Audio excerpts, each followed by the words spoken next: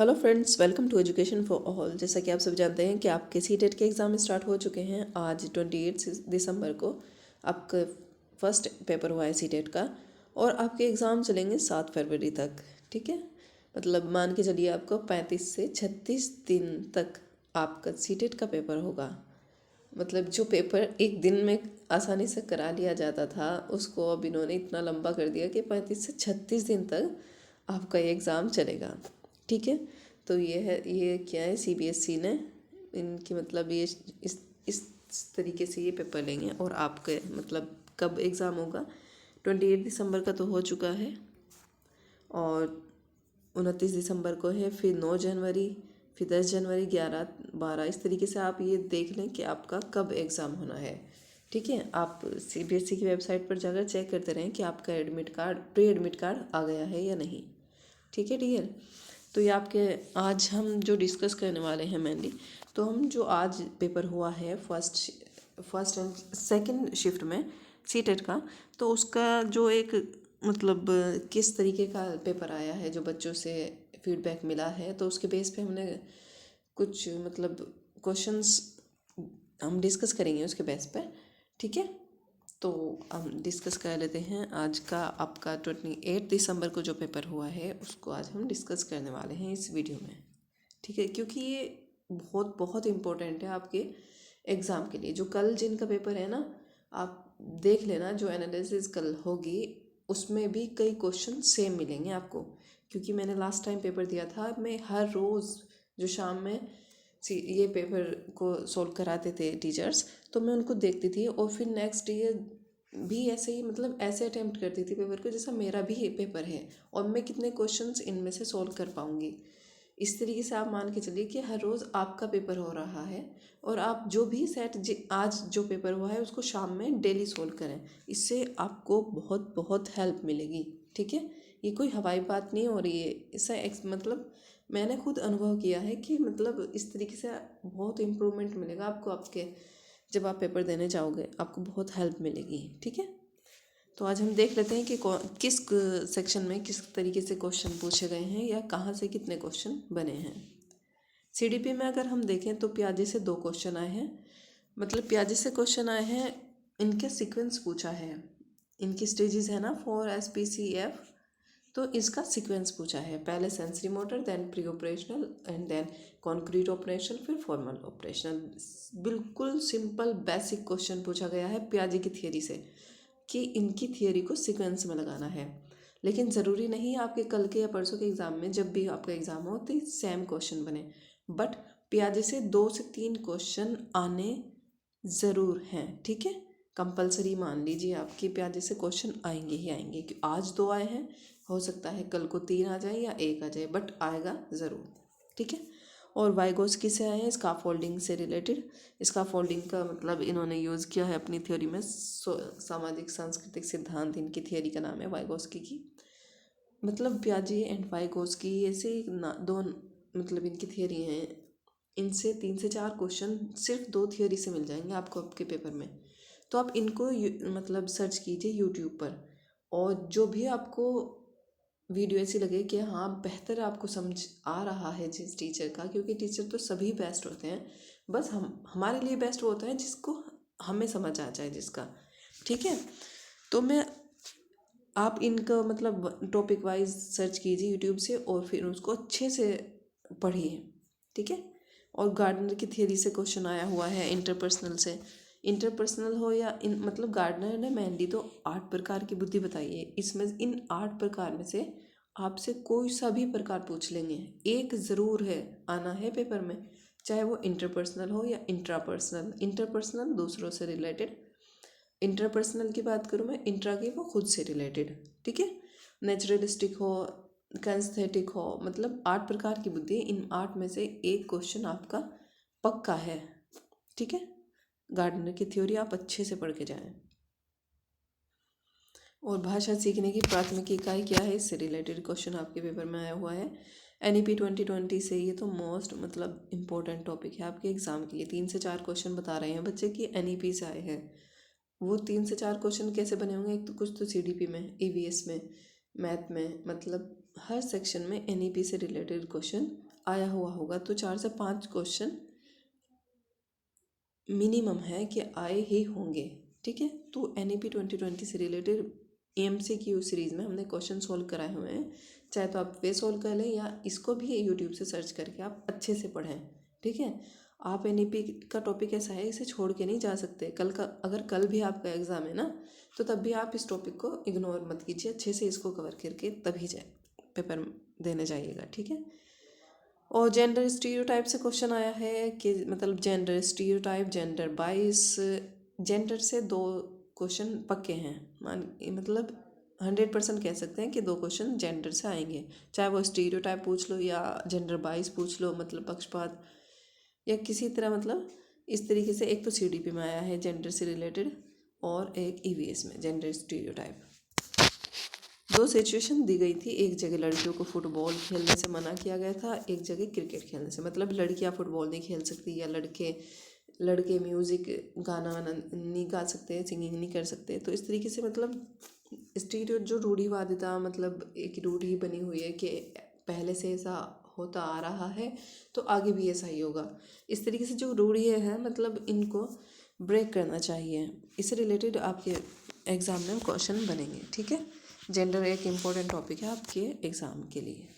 तो ये कुछ CDP में जो बच्चों ने फीडबैक दिया है उसके बेस पे हम डिस्कस कर रहे हैं ये टॉपिक्स। ओके,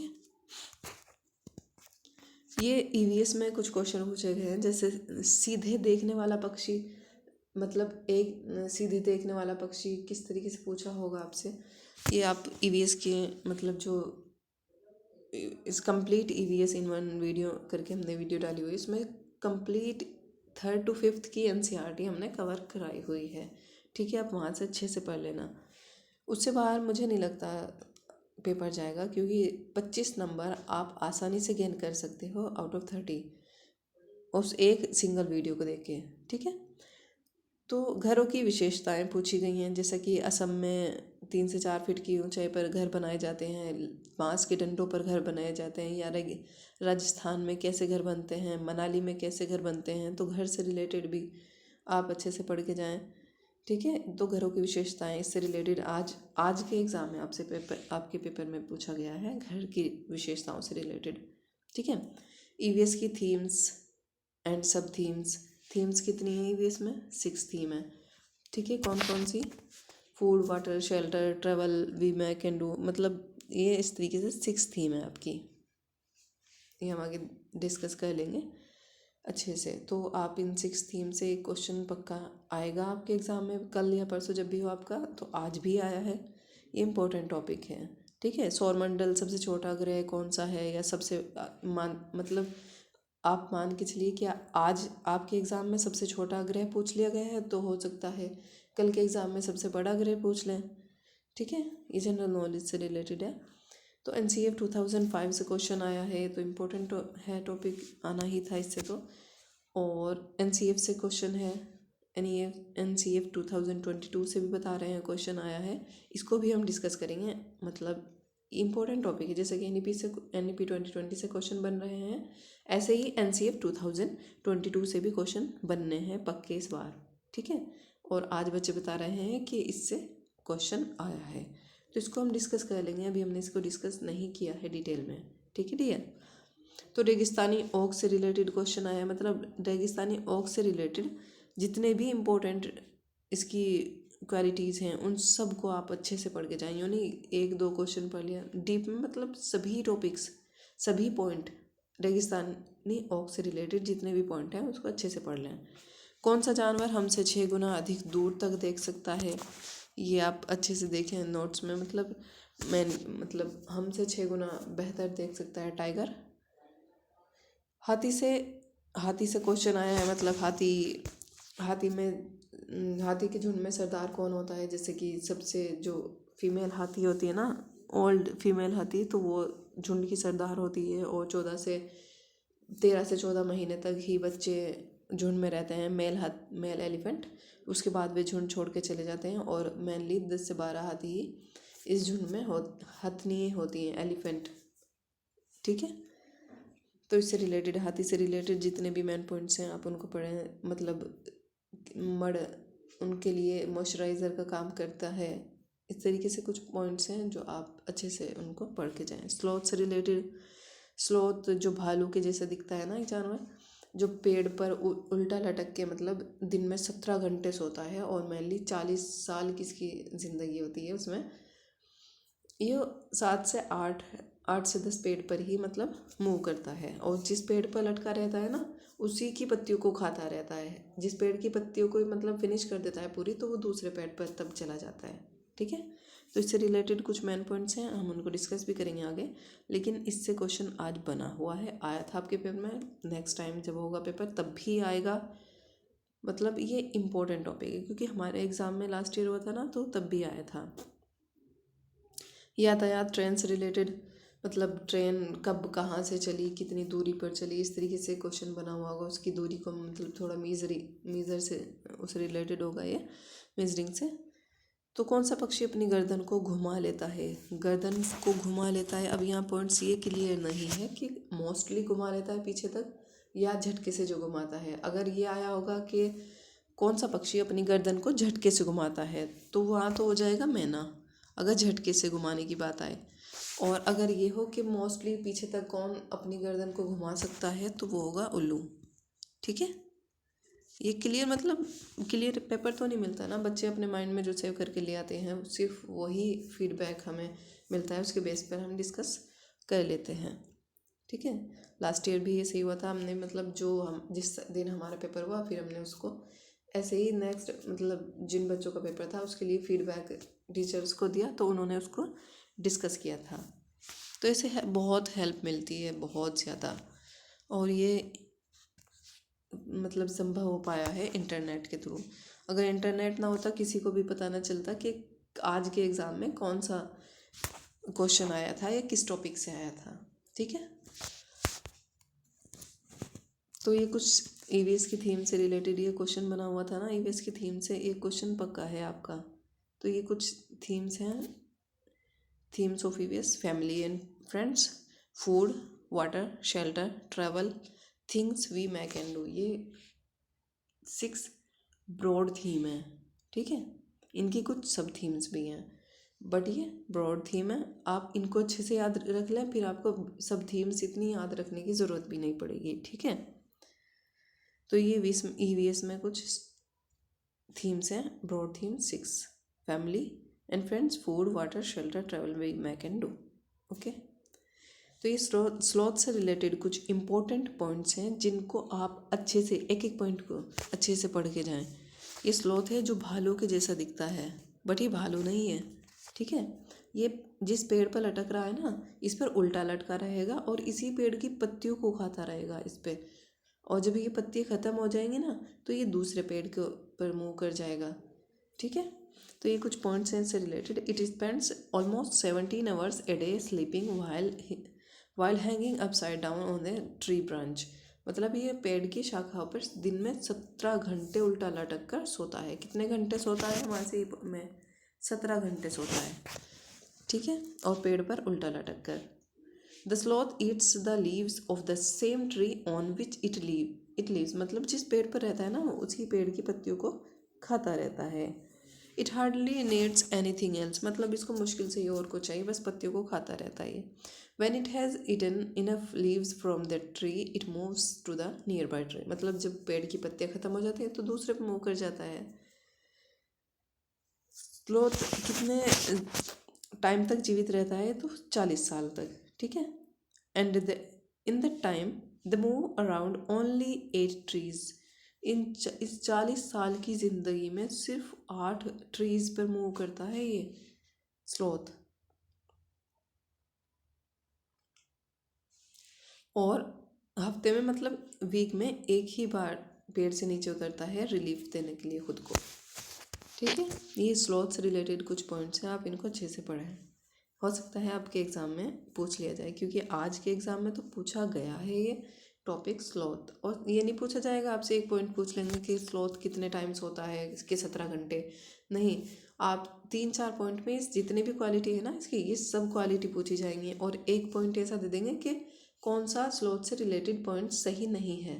ठीक है। तो आपको इससे रिलेटेड सभी पॉइंट्स पता होंगे, तभी आप ये फाइंड आउट कर पाएंगे कि कौन सा इसके बारे में सही नहीं है। ठीक है। तो ये things you need to know about the tiger. Tiger से रिलेटेड क्वेश्चन आपके एग्ज़ाम में आया हुआ है, आज के एग्ज़ाम में जो बच्चों ने बताया है उसके बेस पे हम इसको मतलब जितने भी पॉइंट्स हैं ये इनको अच्छे से आप पढ़ लें। A tiger can see 6 times better at night than most of us. वो देखो हमने देखा था ना पीछे कि कौन सा जानवर, यहाँ पे देखें ईवीएस से रिलेटेड है ना, कौन सा जानवर हमसे 6 गुना अधिक दूर तक देख सकता है। तो आप यहाँ पे देख लें, टाइगर है वो। A tiger can see 6 times better at night than most of us. हमसे 6 गुना ज़्यादा रात में टाइगर देख सकता है। The tiger's whiskers are very sensitive and can sense the movement और वाइब्रेशंस इन द एयर। मतलब जो उसकी मूछें होती हैं, विस्कर्स होती हैं, वो बहुत ज़्यादा सेंसिटिव होती हैं। उसको मतलब जो आसपास मूवमेंट्स होते हैं ना, उसको महसूस करने में मतलब उसकी हेल्प करती हैं। They help the tiger move in the dark and find its prey. ठीक है। A tiger sense of hearing is so sharp. उसकी जो सुनने की ताकत है ना, वो बहुत शार्प है टाइगर की। That it can make out the difference between the rustling of leaves and sound of an animal moving on the grass. मतलब वो पत्तियाँ नॉर्मली हिल रही हैं या उस पर कोई एनिमल है, इसकी जो साउंड है उसको अच्छे से मतलब इतनी आसानी से सुन लेता है वो। उसकी अपने कान, उसकी मतलब सेंस ऑफ हियरिंग बहुत तेज़ है टाइगर की, आप ये याद रखें। ठीक है। The years of the tiger can move in different directions. जो उसके टाइगर के ईयर हैं वो डिफरेंट डायरेक्शंस में मूव कर सकते हैं। And this helps to catch him the sounds from all around. जो उसके चारों तरफ जो साउंड हो रहे थे ना, उसको कैच करने में उसकी हेल्प करते हैं। वो जो टाइगर है ना, वो डिफरेंट साउंड्स निकालता है डिफरेंट पर्पज़ के लिए। मतलब जब उसको भूख लग रही हो तो वो किसी और तरह की साउंड निकालेगा, या वो एंग्री हो तब किसी और तरह की मतलब साउंड निकालेगा। ऐसे ही जब उसे टाइग्रेस को बुलाना हो तब अलग साउंड करता है टाइगर। ठीक है। तो इट कैन ऑल्सो रोर और snarl. Its roar can be hear up to 3 kilometres away. ये मेन पॉइंट मतलब इम्पोर्टेंट पॉइंट्स है। उसकी जो दहाड़ है उसको 3 किलोमीटर की दूरी पर से सुना जा सकता है टाइगर की। ठीक है। तो ये कुछ मेन पॉइंट्स हैं टाइगर से रिलेटेड। और ये हमसे 6 टाइम्स बेटर देख सकता है, और इसकी दहाड़ को 3 किलोमीटर की दूरी पर से सुना जा सकता है। ठीक है। ये कुछ मेन पॉइंट्स हैं इससे रिलेटेड, तो आप अच्छे से इनको पढ़ लें, टाइगर से रिलेटेड जितने भी मेन पॉइंट्स हैं। तो ये मैथ में मतलब मैथ के 30 क्वेश्चन जो आए थे उससे रिलेटेड, मतलब जो बच्चों को याद रह पाए वो उन्होंने बताया। Area of rectangle and square the questions आया था। एरिया मतलब रेक्टेंगल, स्क्वायर, इससे आया था क्वेश्चन। 5 की फेस वैल्यू निकालने को कहा था। फेस वैल्यू, प्लेस वैल्यू, ये आप अच्छे से कर लें, इजी भी है और आसानी से आपका एक नंबर आप मिल जाएगा आपको, अगर आप फेस वैल्यू या प्लेस वैल्यू सोल्व मतलब इस तरीके के क्वेश्चन सोल्व करेंगे मैथ में तो। ठीक है। तो 5 की फेस वैल्यू आपसे पूछी गई थी आज के पेपर में। रिमाइंडर का क्वेश्चन आया था शेषफल का। HE में कितने 90 एंगल बन रहा है, तो इस तरीके से क्वेश्चन था। और 55-75 तक कितने नंबर आ रहे हैं। मतलब सीधा क्वेश्चन ये नहीं है कि आपसे मतलब ये क्वेश्चन पूछा था, बस जो बच्चों के थोड़ा बहुत याद रह पाया वो उन्होंने बताया। तो आप अपने सेंस के हिसाब से अंदाज़ा लगा सकते हैं कि क्या पूछा गया होगा। ठीक है। एक चार्ट में संडे के दिन इतनी बुक बेच रहा है, मंडे को इतने, तो टोटल मतलब इसमें टोटल करना है इन संडे मंडे में जितनी भी बुक्स बिकी, इस तरीके से क्वेश्चन आएगा। तो ये बहुत इजी है, मैं अगर कहूँ तो आप इस तरीके के क्वेश्चन सोल्व करके जाएं। ये मैथ में क्वेश्चन आए हैं आज। ठीक है। जेंडर CDP में आ गए, फिर जेंडर स्टीरियोटाइप CDP में, EVS में, दोनों में आए हैं। और डेवलपमेंट से सिर से पैर तक, मतलब सिर से पैर तक पूछा है, या अगर मतलब ये तो सिर से पैर पूछा है तो ये हो गया आपका सफेलोकोडल। अगर सेंटर टू पेरिफेरी होता तो वो होता प्रोक्सिमोडिस्टल। मतलब अगर आपके एग्ज़ाम में सफेलोकोडल नहीं पूछा गया है, सफेलोकोडल नहीं है, तो प्रोक्सिमोडिस्टल आएगा। अगर प्रोक्सिमोडिस्टल पेपर में नहीं आया है आज के, तो सफेलोकोडल आएगा। ठीक है। इन दोनों में से एक आपके एग्ज़ाम में पक्का है, तो सफेलोपोडल सिर से पैर तक और centre to periphery proximodistal. ये डेवलपमेंट की दिशाएं हैं, ठीक है। भाषा शिक्षण का सबसे संवेदनशील चरण, ये भी क्वेश्चन आपके एग्ज़ाम में आया है। समावेशी शिक्षा वाले विद्यार्थियों के लिए क्या क्या उपाय करने चाहिए। समावेशी शिक्षा है तो 5 से 6 नंबर का टॉपिक है आपके पेपर में, तो इससे भी क्वेश्चन आया है। मतलब समावेशी शिक्षा वाले विद्यार्थियों के लिए क्या उपाय करने चाहिए, ये भी क्वेश्चन आया है, तो आप इसको देख लें ध्यान से। फूलों के बारे में आया है, ये मतलब कुछ पॉइंट्स हैं, आप हो सकता है आपसे पूछ लें, क्योंकि 4th क्लास के एनसीईआरटी में ये 11th चैप्टर है शायद, 11 चैप्टर में ये फूलों से रिलेटेड आपका चैप्टर है। आप उसको चाहे तो एनसीईआरटी की बुक से पढ़ लें, या यहाँ पे कुछ पॉइंट्स हैं, इसको अच्छे से देख लें। पेड़ों पर लगने वाले गुलमोहर कदम, जो पेड़ों पर लगते हैं वह हैं गुलमोहर और कदम। झाड़ियों पर लगने वाले फूल हैं गुलाब और गुड़हल। बेल पर लगने वाले चंपा रात रानी। पानी के पौधों पर लगने वाले कमल कुमुदनी। सिर्फ रात में लगने वाले रात की रानी चमेली। जो दिन में खिलते हैं रात में बंद हो जाते हैं वो है सूरजमुखी। आंख बंद करके भी खुशबू से पहचाने जाने वाले फूल गुलाब, चमेली, गेंदा। गुलाब, चमेली और गेंदा जो किसी ख़ास महीने में ही लगते हैं वो है रजनीगंधा एंड मोगरा, ठीक है। तो इससे रिलेटेड कुछ क्वेश्चन थे, क्वेश्चन क्या मतलब टॉपिक ही थे जो आज आपके एग्ज़ाम में आए हैं 28 दिसंबर के एग्ज़ाम में, ठीक है। और हर रोज़ जो भी पेपर होगा वो आपको ज़रूर सोल्व करना है, और आप हर रोज़ ये मान के चलिए कि मेरा पेपर कल ही है, और जो कल पेपर होगा उसको मैं पहले खुद सोल्व करूँगा, फिर देखूँगा कि मेरे से कितने सही हुए हैं, क्योंकि मैं तो ऐसे ही करती थी लास्ट टाइम। और जो मतलब अगर अब तक आपने PYQ सोल्व नहीं किए हैं, अगर PYQ आपने सोल्व नहीं किए हैं तो आप बहुत बड़ी गलती कर रहे हैं, क्योंकि अभी भी अगर आप ये जो लास्ट ईयर एग्ज़ाम हुए हैं 30 सेट बनेंगे, मतलब CDP हिंदी इंग्लिश के तो 60 सेट बनेंगे 30 क्वेश्चन के। अगर आप सिर्फ उनको भी सोल्व कर लो ना तो आपका एग्ज़ाम नहीं रुकेगा। 100 तो नहीं कह सकते, 99% आपका एग्ज़ाम CTET क्वालिफाई हो जाएगा, क्योंकि आपको सिर्फ 90 नंबर चाहिए, इससे ज़्यादा नहीं चाहिए। 60% पे आपका CTET क्वालिफाई हो जाता है, और उसको आप अगर सिर्फ PYQ सोल्व कर लो ना तो आपका CTET नहीं रुकेगा, ये गारंटी है, ठीक है। जो ये हर रोज़ अब पेपर होंगे आपको इनको डेली सोल्व करना है, हम भी सोल्व कराएंगे, और टीचर हैं वो भी सोल्व कराते हैं, तो आप वहाँ सोल्व कर लीजिए, या हम भी कोशिश करेंगे मतलब सभी पेपर सॉल्व अच्छे से कराए जाएं, ठीक है डियर। तो आज के लिए इतना ही, टेक केयर, बाय बाय।